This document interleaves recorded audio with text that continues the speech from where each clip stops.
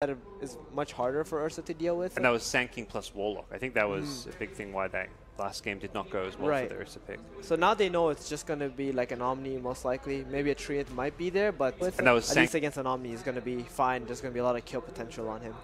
But the Omni Guardian Angel, very good against the Magnus. Yeah. So you have something to protect your team with if he ever throws out the reverse polarity.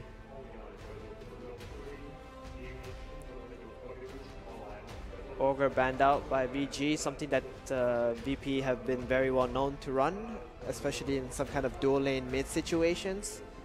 Very hard to deal with. The Empower Bloodlust, don't want to have to deal with like the double empowering a hero up and just buffing him up. And Treant is actually one of those supports that cannot go mid because you want to utilize his invisibility, and on mid lane there aren't really any trees there for him to sit around in.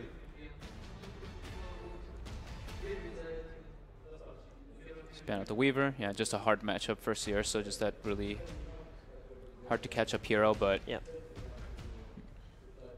I wonder if they're gonna respect the Lina again, because right now VGG are sort of lacking their damage output, and Lina is like, what, Freeze played it the past couple games, he's done very well with it.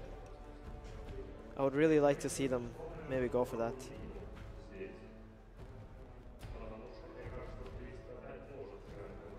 So they do still focus the Shadow Fiend ban. I think that's, I mean, probably no one's one of his best heroes, and I think like we all were kind of saying, I'd like to see no one on one of those kind of physical dealers and objective takers, especially if they're going to be taking the Ursa every single time. They need somebody who can take buildings. I mean, BJJ ban it when there's a Magnus. Like, typically you're picking melee cores, but I think they recognize, hey, they struggled last game because they had no building hitter. Let's just ban out an SF even though they have Magnus. Yeah, and last time VGJ played with the Omni Treant, they had Shadow Fiend themselves.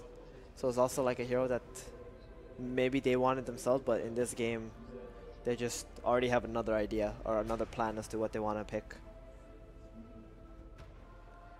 They really like the Venge, as far as I've seen with the Omni and the Tree. It's pretty decent versus the Ursa. The other hero they've done with this big team fight thing and against heroes like Ursa is the Medusa. That Medusa, Treant, Phoenix type draft, good against Ursa, pretty good against Magnus.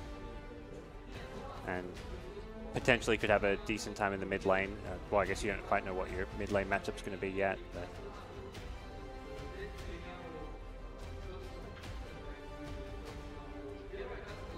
burning through a lot of their time for this one. Some teams do snap pick on the third pick, but this one is, they're trying to get a favorable matchup. They probably don't want to show their aggressive hero just yet, even though they do see the Ursa. Wonder how Wyvern would be, since they have such physical damage heavy. Do you like Wyvern with Treant as your two supports though? It's not that good like in damage output, but they can definitely make up for it in the last two picks. Like if you can survive and you never die, you're always going to be able to dish out damage, right? So if they would go along those lines, then it can work. Why would they Venge, okay. Yeah, So they go for the Venge again. this is actually 3 out of 5 of the last heroes that they picked. In the last time when they opened like Omni Treant, or had Omni Treant in the lineup. So Omni Treant, Venge, they had Phantom Assassin and Shadow Fiend. Obviously Shadow Fiend banned out this time. Gonna have to go for something else.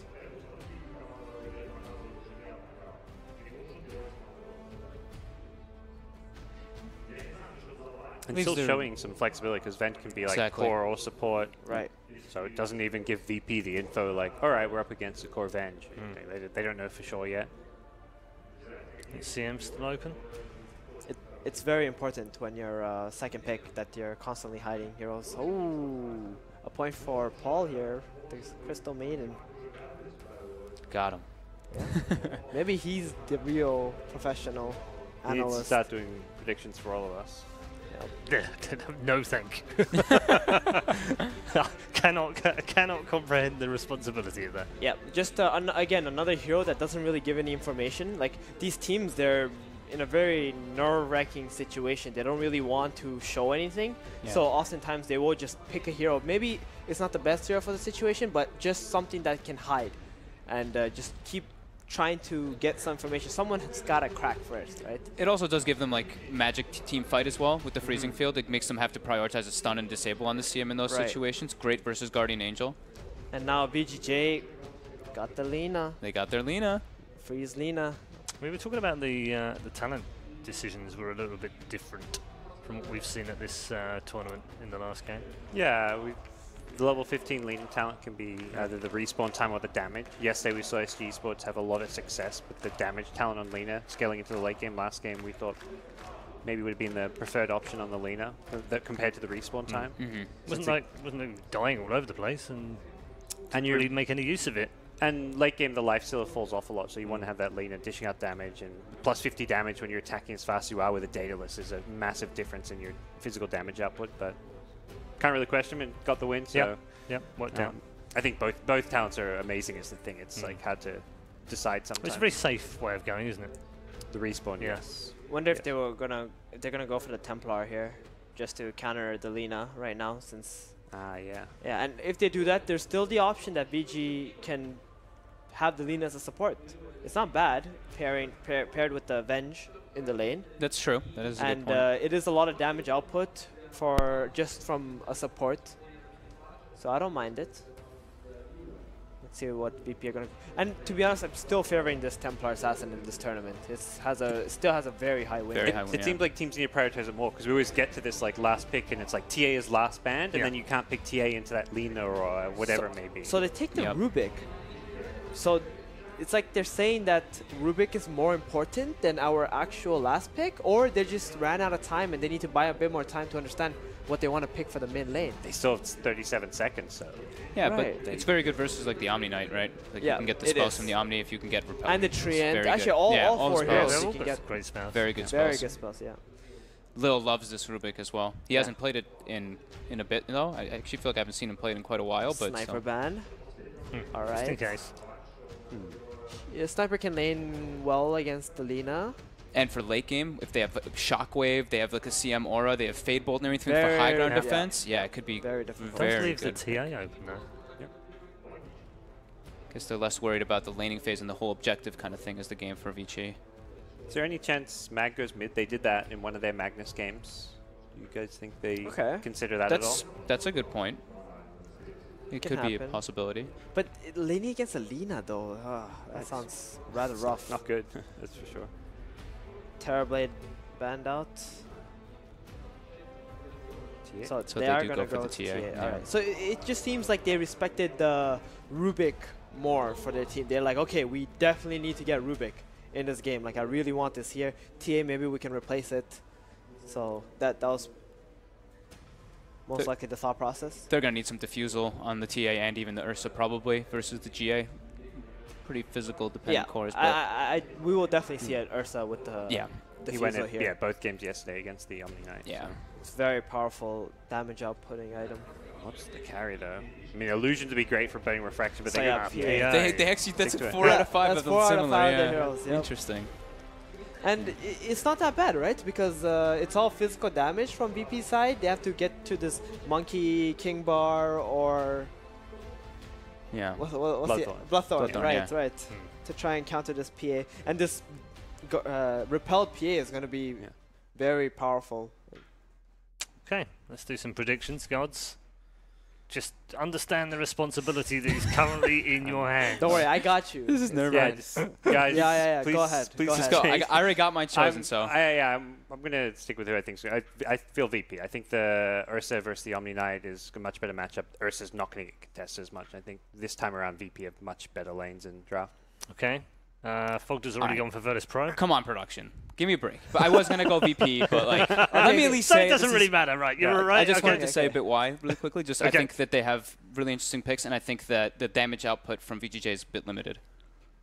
Okay. I'm going to sacrifice my prediction for the sake of everyone. Okay. All right. Taking one for the team. With VGJ. Okay. Good stuff. You've fallen on your sword well there, Man of the people. He saved us all, potentially, from something far worse. 1 for VGJ, 2 for Virtus Pro. And reminder, Virtus Pro are on their last life here. They have to win this one to stay in the Kiev Major on home soil. Let's head back to your commentary team for Game 2.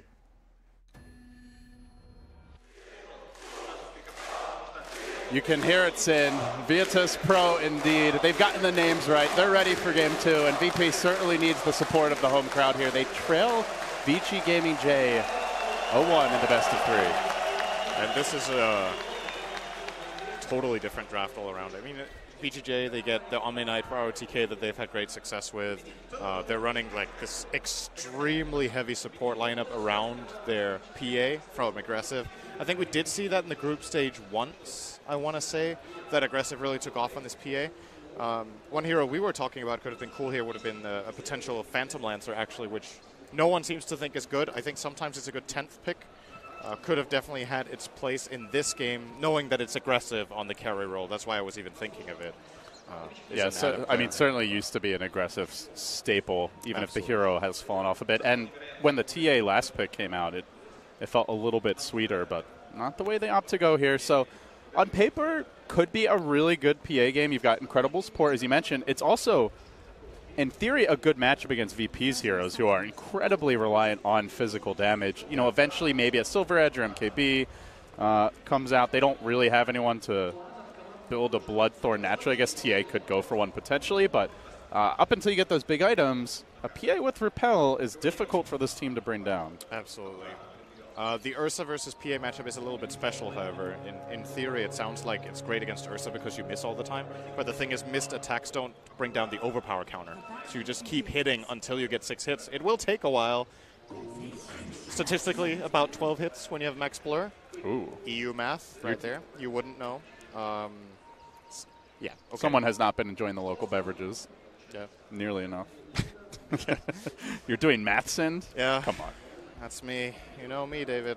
Well, we've talked a bit about VGJ's picks. Let's look at VP here as well. So they get a very good matchup mid for no one. I think this matchup is less good than it used to be. The TA versus Lina. Lina with the attack range buff and just the overall change of how the lane is played, and with the Shrine seems to be doing better against TA, but it's still a lane that TA enjoys.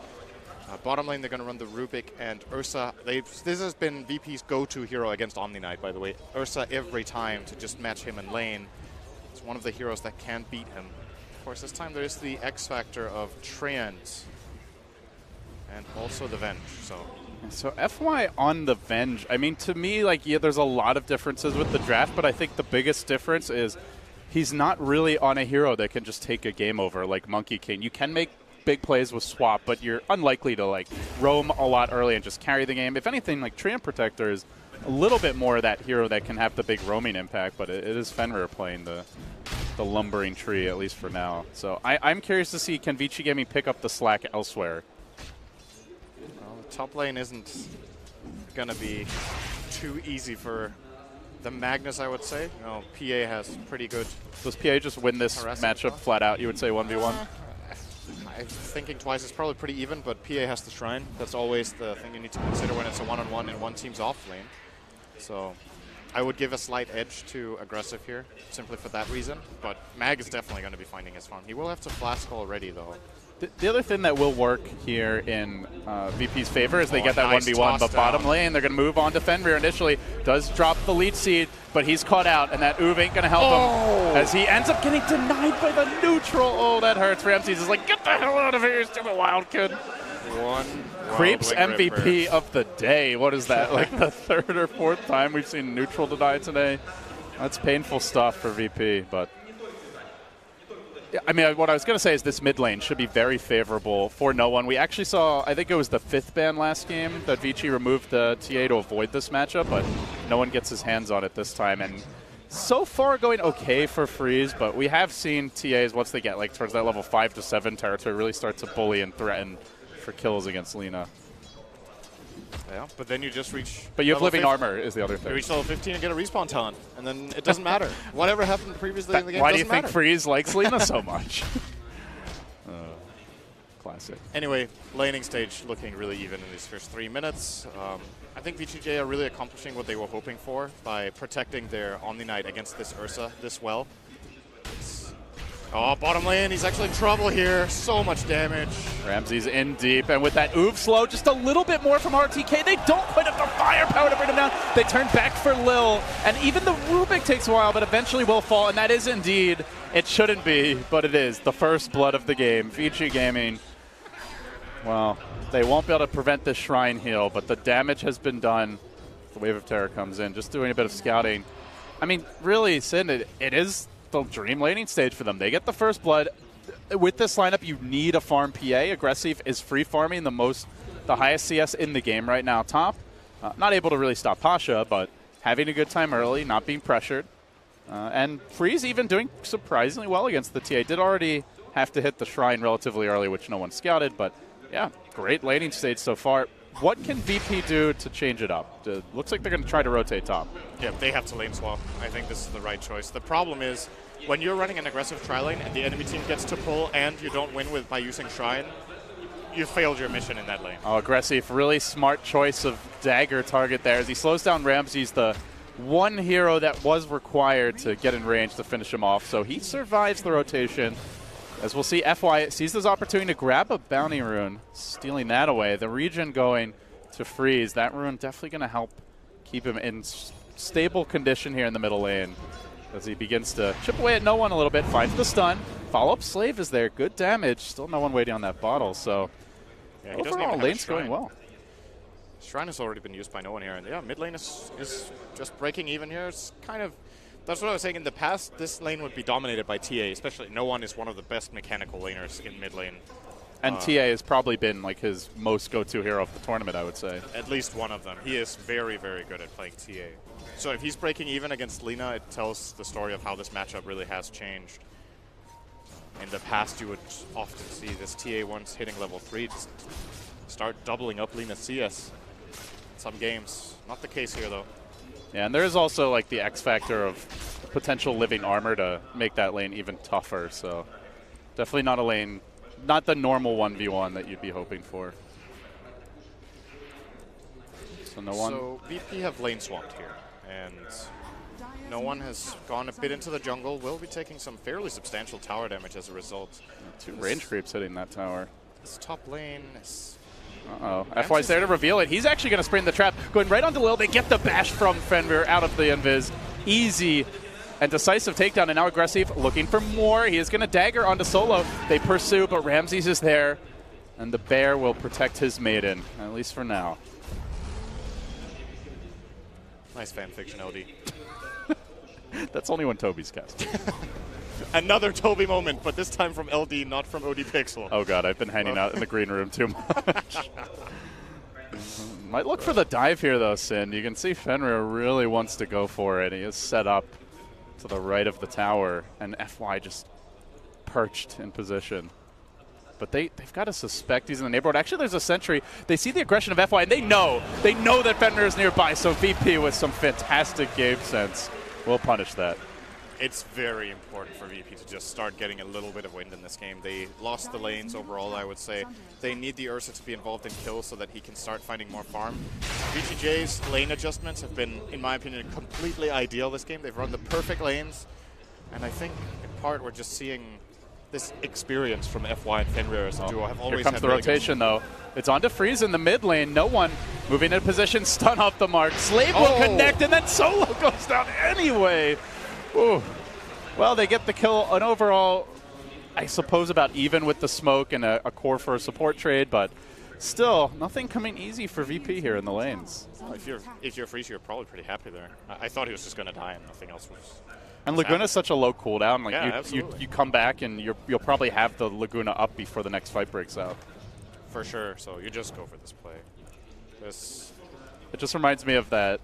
Was it? I forget which video it was, but like the old highlight where the Lina misses the stun, misses the slave, and then gets the. Was that from Shitty Digest? I think it was. Yeah, I think it was Crocodiners. Oh man, I wish he whatever still happened made those. to that guy. I wish he still made those. He's been making number 5 for 4 years now. Hopefully, it comes out next Monday. Someday. In a galaxy far, far away, he's already up to 400, but not this one. Yeah.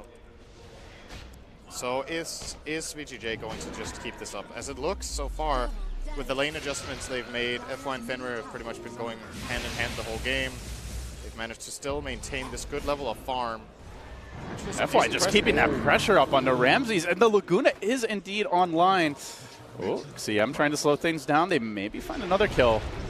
Big pressure from Vici, completely changing up the tempo as they dive onto Lil. Behind the tower, VP getting a taste of their own aggression from game 1 and getting punished for it. Lil almost sure to fall to the Wrath of the PA moves into the lane, and well, the trade-off has to come elsewhere. No one trying to push in mid.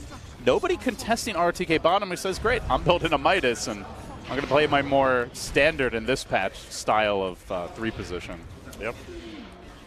Finally, Magnus will show up, but Omni Knight has a pretty big advantage here and might even want to try to pressure this Magnus. He has a 1,300 net worth advantage on right now, actually.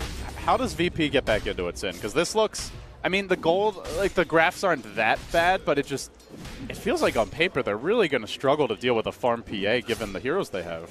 Yeah, the main way of doing this is just try to maximize farm, take advantage of Empower, get your Ursa into the game, make sure that Ramses is finding something. He's currently level 6 with only these 43 CS. It's not abysmal, but it's not fantastic either. Keep him farming, keep the TA farming, and hit that spike when TA has the Deso, something needs to happen. They get the Deso. A fight into Roche would be the way back into the game. I don't think small skirmishes are likely to work. Vici aren't going to wait that long, though. As they find Ramses, they won't even give him a chance to enrage. Deleted.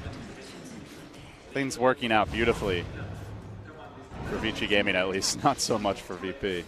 And now rolling onto a tower.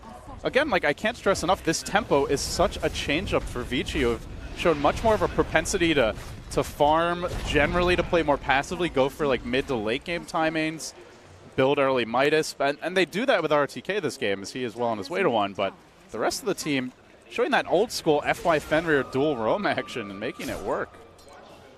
Yeah, that's 2 towers down. I would imagine the bottom tower's on the menu soon enough. Nice damage onto the mag. Good RP here. Oh, he does RP, but away from the tower, and it's he can still defensive RP, aggressive, now charging in, trying to find the fault. The dagger comes in.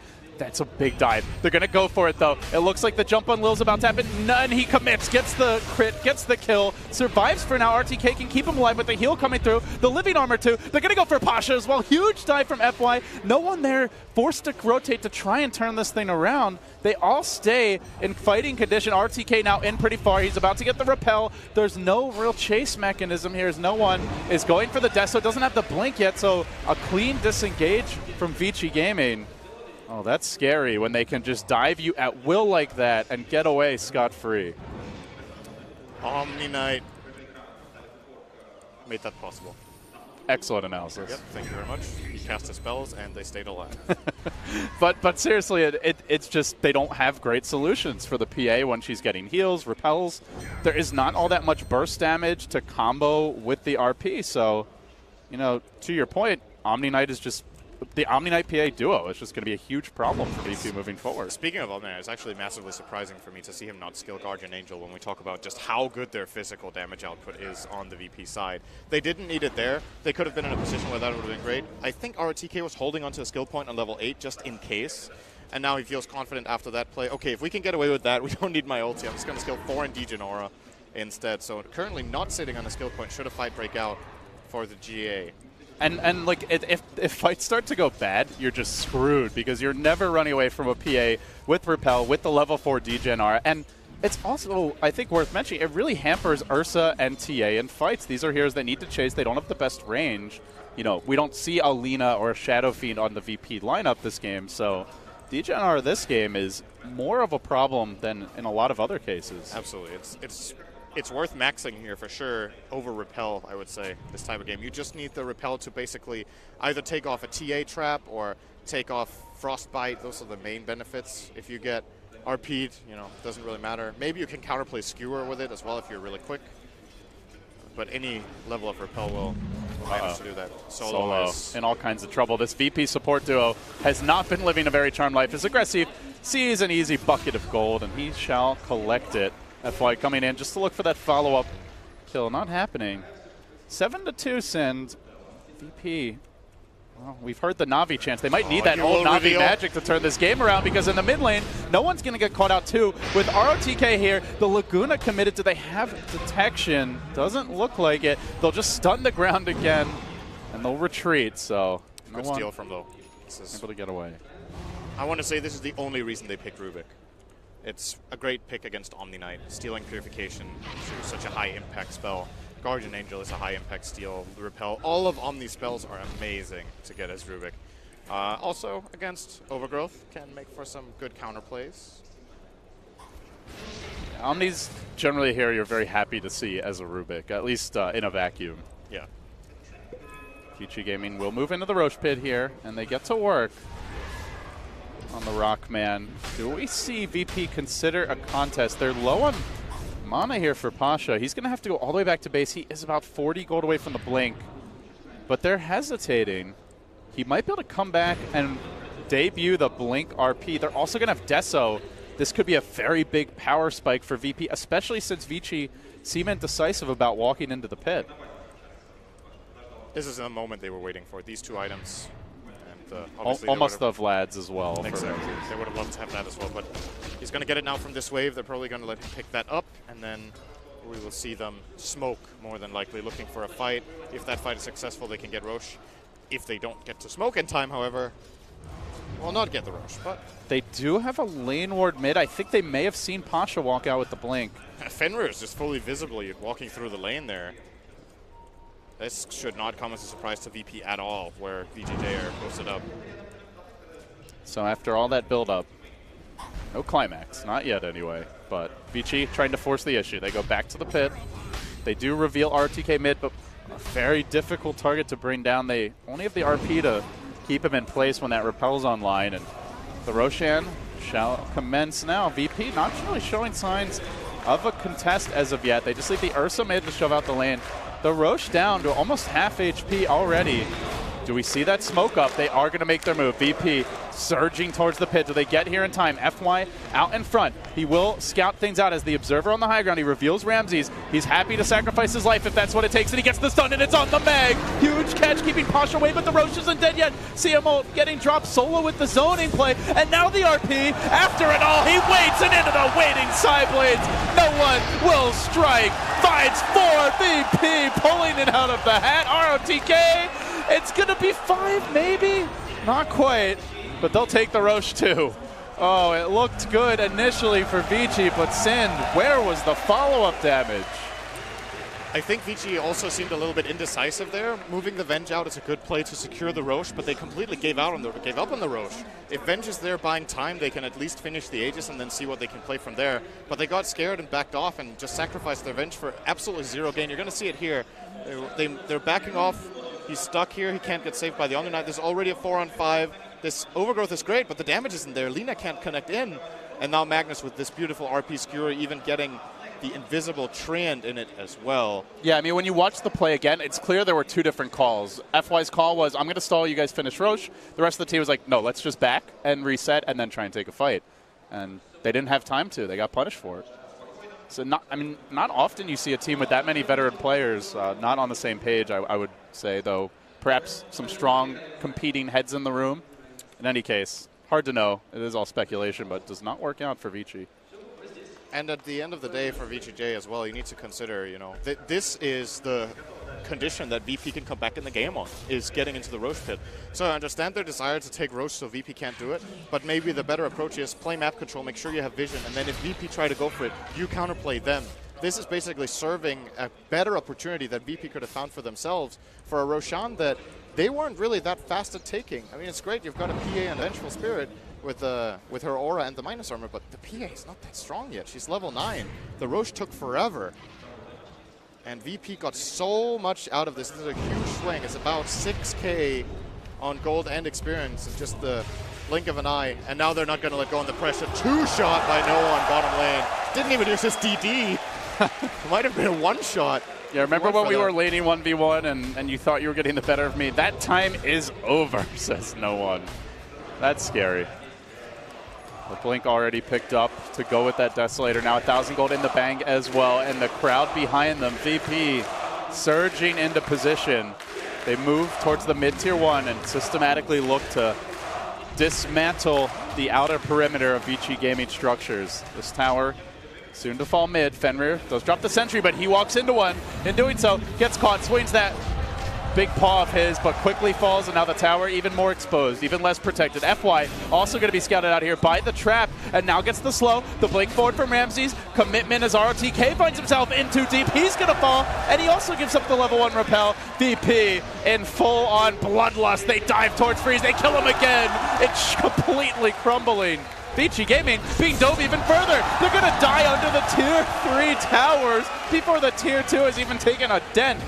Well, Vici Gaming, talk about a quick collapse. And not done yet. FY might also drop. Could have dove for him, but not even worth it. And they still have the Aegis on Ramses, who's now building his Diffusal Blade. All of these advantages that VTJ built up are just out of the window. I mean, it's very tempting when you find kills like that, you have the DD rune on TA to just start chipping away at mid, but despite the roaring crowd, they recognize there are tier 2s. There's still a lot of room to grow. We have the Magnus. We can take this later, and they are going to slow things down now, back off, and start looking for some follow-up items. No one is just so far ahead.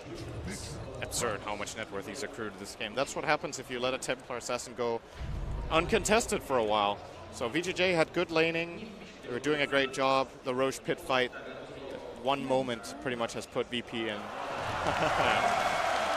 in a really good spot in this game now. So now the tables have turned. It's VP who can play super aggressively. We already saw it in the mid lane. Kind of need to make a big mistake to bring back VGJ in the game. There's just this huge influx of items. Almost got a full pike now completed on no one. The Diffusal Blade will come out for Ursa fairly soon as well. They have something to deal with the Guardian Angel, which, by the way, have we even seen it cast this game? I don't. Has he even skilled it? Yeah. Okay. Yeah. Had to double check there. No, we haven't felt the impact of the Omni Knight in the larger team fights. It was in the early skirmishes where he really did a lot. And, you know, speaking of other cores on this Vici team, we saw a lot from Freeze last game, but this game he went for the early Yules, paid off in the early engagements. Now he wants to go back for a Ghost Scepter. The problem is, Sind, Ramses is about to complete a Diffusal Blade in short order, so how much mileage will he really get out of this Ghost Scepter? That's really the question. The other problem is he gets two-shot by TA, so he needs to be fast. And his name is Freeze, so yep. I don't know. So, really fast. Don't fall asleep. Oh. Well, P-Flax was talking about the good old days and us old fogies. Don't take a nap, Sind. We still got Dota to be played here. VP looking to press the tempo. They are going to siege this tier 1 top. They bring it down, and they rock forward looking for more. Hurricane Pike available in the stash for no one. Not that he necessarily needs it. They are going to dive here. They commit onto FY, that Venge, and I wouldn't even say she's in deep. She's just in the big vicinity of VP and gets slaughtered for it. And the problem is here, even if VGJ were to hold everything we talked about with the draft, with all of this physical resistance by having Omni Knight and all. Wait a second, Solo's actually going to find aggressive. Aggressive. He may be thinking he can just get an easy CM pickup, but not the case. Lift it up, drop back down into the Bear Claws. Another death. Vici Gaming continued to self-destruct VP. It's all started with that Roche fight, and the hits just keep on coming. And I would imagine we're going to see no one go for an MKB next. He's already so far ahead. I don't think he needs a BKB just now in this game. Can just play on refraction. And if he finds the PA in the fight, he can solo her. He can just blink Pike. If he has an MKB, she dies. There's and the only response is Omni Knight. And you're talking about these big items like an MKB, and there's really no counterplay for it. And for Vici, no farm in sight, no early Bloodstone for Lina, slowing down her item progression.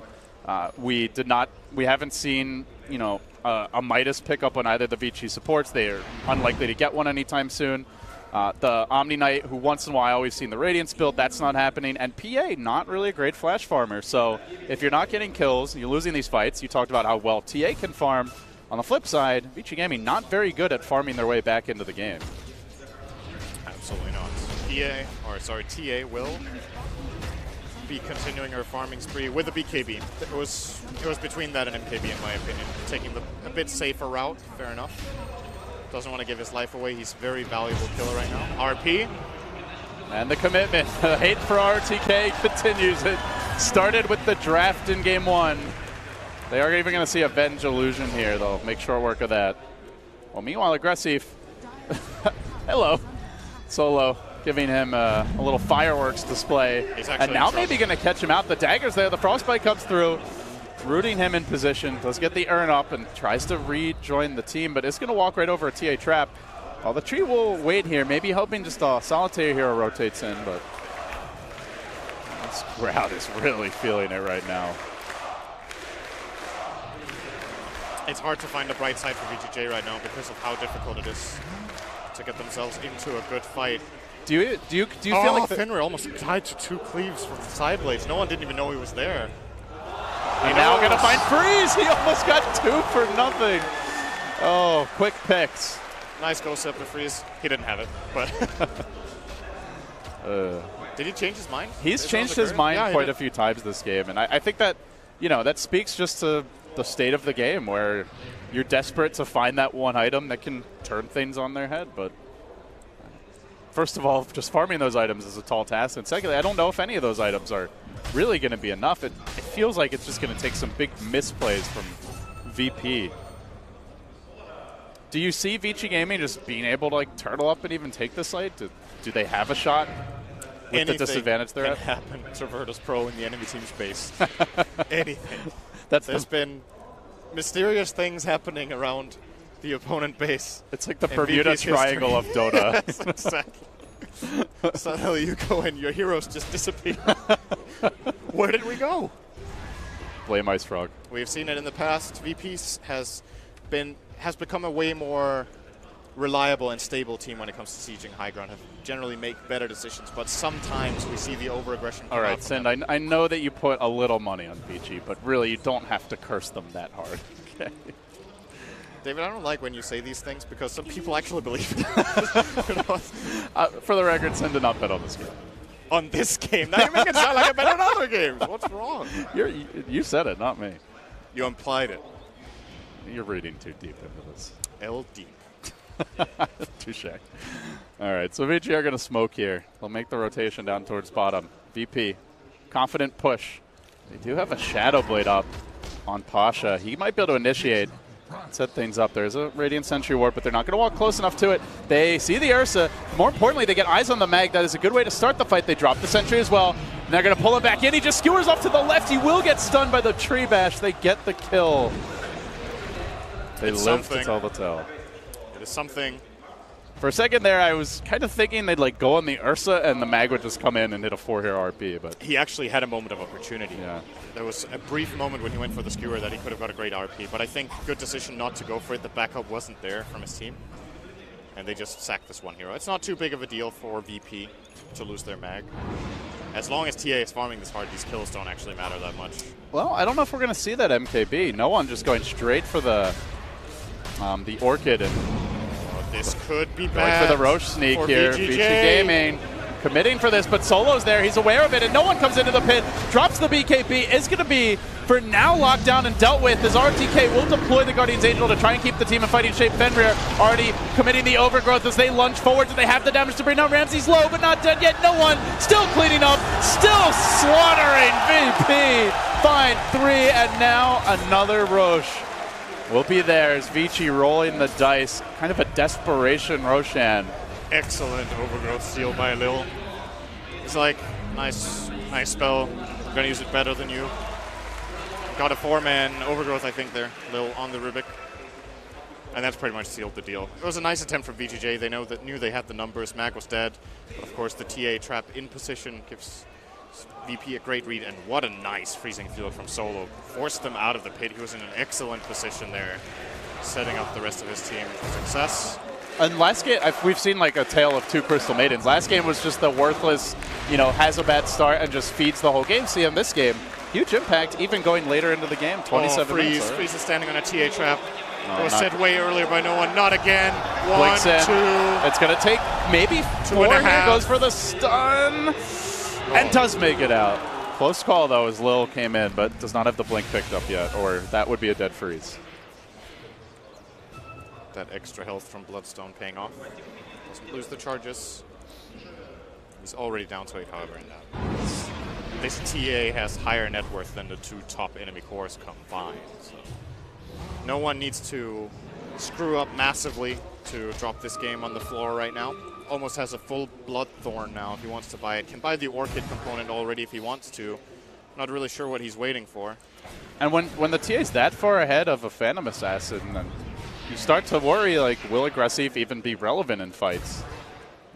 I suppose the Omni Knight is the X factor here to try and keep him safe, but The Bloodthorn, that's the Bloodthorn. You've got a Diffusal Blade on Ramses. Yeah, Bloodthorn is nice here, not only because, of course, he breaks the evasion of the PA, but it gives him the option to choose between that and Sounds Like Omni. Here we go, though. Are you sure you want to do that? He swaps no one in. No one says, great, I'm not trapped in here with you. You're trapped in here with me. Lays out 3 and looks for the 4th, jumping onto Aggressive, forcing him back towards the well. Yeah, that was an ambitious swap, and one that did not pay off. Still has BKB, still has Aegis. They continue to dive for Vici Gaming. Sensing opportunity, they turn back for the tower, but any moment, you know, they are prepped, poised to lunge in for additional kills. They'll take down the bottom lane of Raxus. VP could potentially just rotate straight on mid. The creeps have already arrived. What looked like a Vici Gaming favored start has quickly devolved into a VP slaughterhouse. They're going to bring down that mid-tier 3 too. Any moment now, if they want, they can go for these kills, but it's the objectives they focus on. As you mentioned, Sin, a lot more discipline nowadays. Initially, overgrowth, but not really a whole lot of follow-up here as FY is going to get caught out, ends up going down, and now Ramsey's charging forward, immediately purging off the Guardian's Angel, makes short work of RTK, brings down 2, raining down the celebratory Crystal Maiden on VP will demolish Vici Gaming. Sub 30 minutes, decisive victory here. After a shaky start, they pull it together. And another Game 3 is incoming. Maybe the most we've ever had at a Valve event, at least like per game. Pretty much seems to be the story of this tournament, that there's always the comeback game when we go into Game 3. VP